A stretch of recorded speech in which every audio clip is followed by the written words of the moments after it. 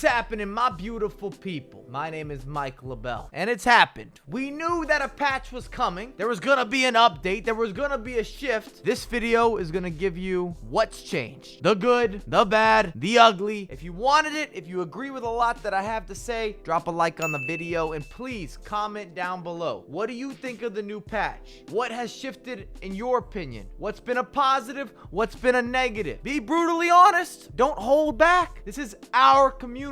We're gonna have an eclectic mix of opinions. Subjectivity at its finest. And if you didn't notice a difference, then you just don't play FIFA at the same level as some of the other people watching this video. Or yours truly. And that's not a shot. I'm not trying to be negative. I'm just stating the obvious. If you noticed nothing, then we need to add some more flair and some tricks and tips and a little more to free flow. Varying gameplay. Diversity. These are not listed in any specific order. Enjoy.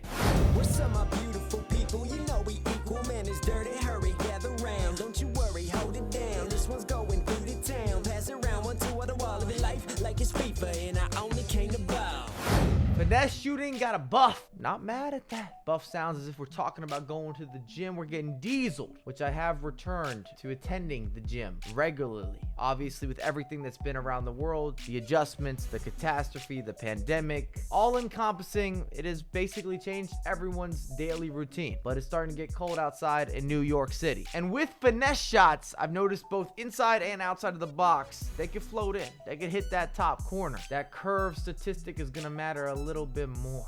Oh, it hurts me. Drop back has officially returned. The players are sprinting back to play defense. Low depth, overload ball side, drop back. It's your classic drop counter. I didn't want to see it. I didn't want to talk about it. I don't enjoy discussing it, but it's a reality, especially as I got into my final 15 games of the weekend league. And that's why I waited to make this video. I wanted to have a full weekend league before we really dissect what shifted with gameplay, because I need to play against people that are looking to abuse the game, looking for competitive advantages happily with the loss of friendships and relationships. Expect players to be in boxes. That is not a punchline. You will have to work harder in order to unlock space around the final third.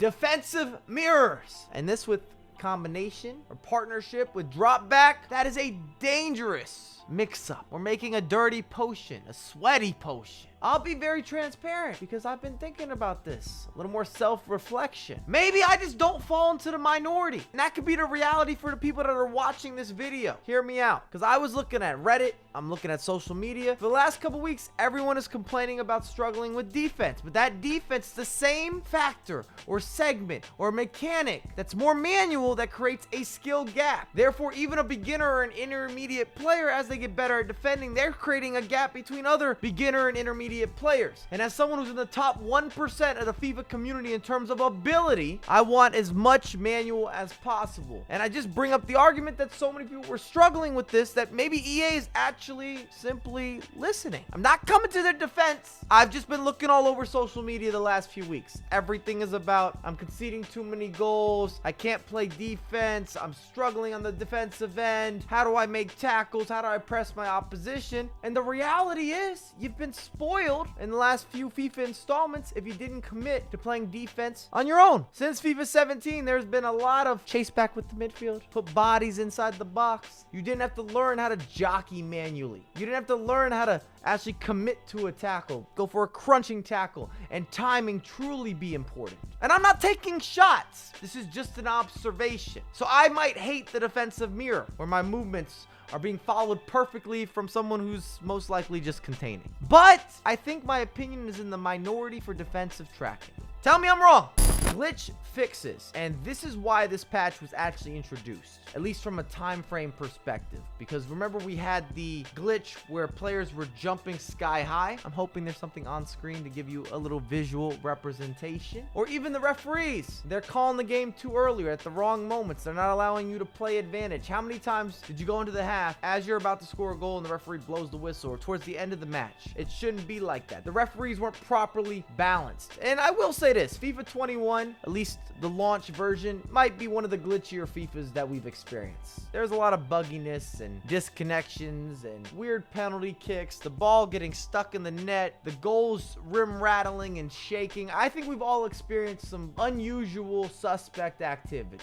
The game has been slowed down, which is not necessarily a negative at all. If anything, it makes it a little more simulation. If you recall previously, it was very much so defense to attack. The midfield was lost in that rotation or that transition. I mean, they're around, but it wasn't a game full of a lot of buildup. We didn't see a bunch of tiki-taka. It was very direct play. Go forward, do it often, be aggressive defensively, push the tempo faster and faster and faster. However, with the game being slowed down, I did not expect or anticipate my input to be more delayed, which for whatever reason, I felt this way. Do you agree? Do you disagree? Let me know. I have no problem with the game adjustment and speed to make something a little more simulation based, but I still want the skill move responsiveness and the ins and the out, and I'd obviously heavily go against bus driving. I will sign a petition in a heartbeat. I don't need any bus drivers in my life or my children's lives whenever I have kids, or my dog's lives. No bus driving will exist. We will take an Uber or a Lyft.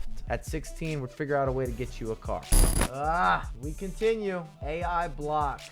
They're on the up. And it's because of the mechanics. They existed before, but there was so much more room for manual error that you could definitely have the extra step or the extra skill. But now if the input's not perfect, you got more bodies in the box, they're also mirroring your movement, the natural progression is gonna be additional AI blocks.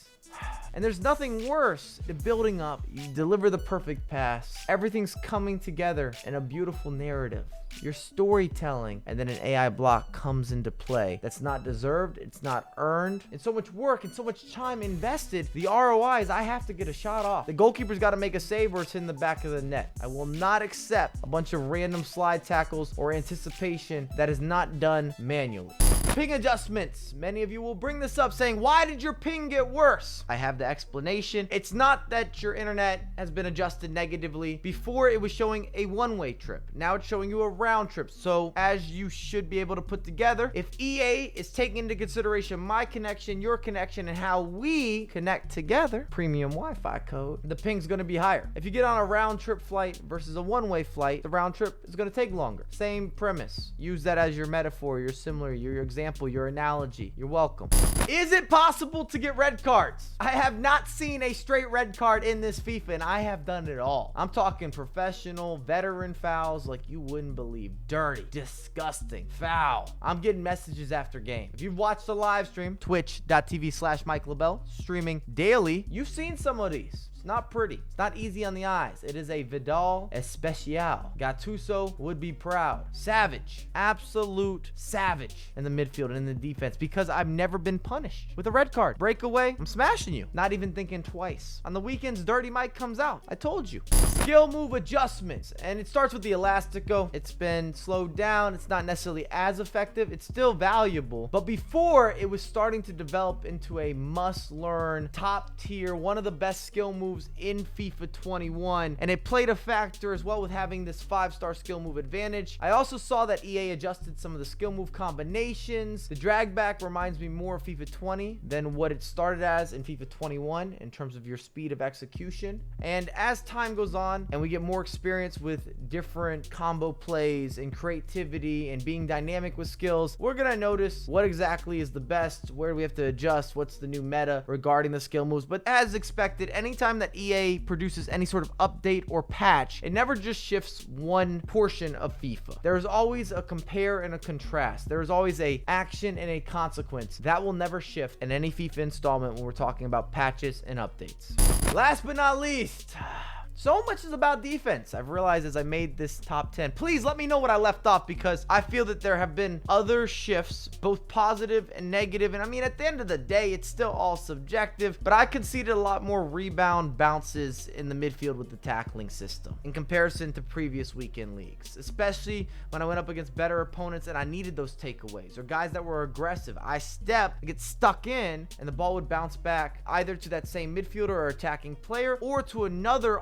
oncoming attacker, which then punishes you for going for manual defensive measures and taking that risk and provides an incentive for a poor decision or a poor pass or a misread on the offensive end. Just go for it. Not nearly as precise or calculated. We don't like that, or I don't love that. These are all my opening impressions. Please Comment below the patch and what could have been, should have been. What would you have shifted? Personally, I really enjoyed FIFA 21 as its default release. Yes, it was a little buggy. I always felt that the offensive players had an advantage. Maybe I have a bias because I date back so many years of playing at the highest level in both the competitive scene and then also creating gameplay-based content where so much used to be completely manual. So I have that built into me on how to switch players, how to team press, how to do all of this with the quick first step, the micro managing mastery. I don't want the assistance. I don't want the extra help. And that's why I brought it up. Am I the minority? Are we the minority?